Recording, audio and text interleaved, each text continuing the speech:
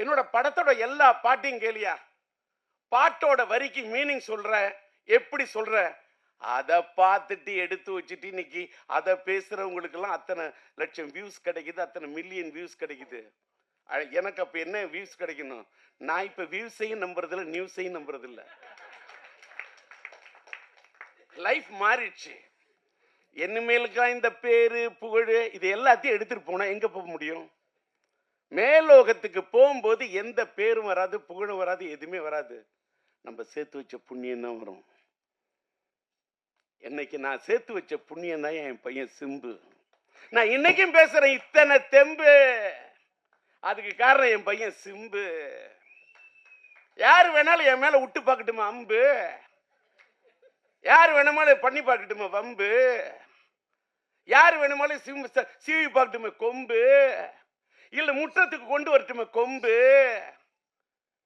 என்கிட்ட இருக்குது தெம்பு. காரணம் நான் பெத்த புள்ள சிம்பு. விட்டாது பாயிர அம்பு. நான் சொல்றது நம்பு. எங்க ஏத்தனை எங்க இறக்கணும் அப்படின்னு டயலாக் அடுத்தவங்க எழுதி கொடுத்த டயலாக் பேசுறோம். டிஆர் இல்ல, நான் சொந்தமா பேசுவேன். தெலுங்கு பேசுவேன், तेलुगु बाग तेलुसु, हिंदी थोड़ा थोड़ा मालूम है, हिंदी में बात कर सकता हूँ, हिंदी में बात करने के लिए कोशिश कर रहा हूँ. हिंदीல பாடுவேன், हिंदीல பேசுவேன், हिंदीல பாடுவேன், தாளத்தோட பாடுவேன், ஞானத்தோட பாடுவேன். இது தலைக்கண இல்ல.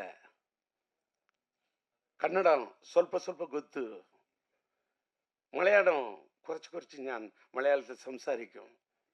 தண்ணி குடிச்சா தப்பு இல்ல, தண்ணி அடிச்சாதான் தப்பு. ஓகே, ஏன்னா எம்ஆர்ஓட ரசிகன்.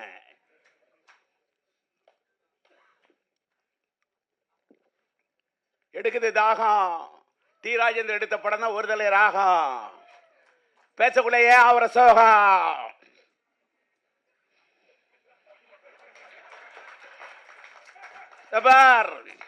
என்னடா என்ன பக்கத்தில் வச்சுட்டு எங்க அப்பா மாதிரி பேசுறாரு. பேசுவேன்.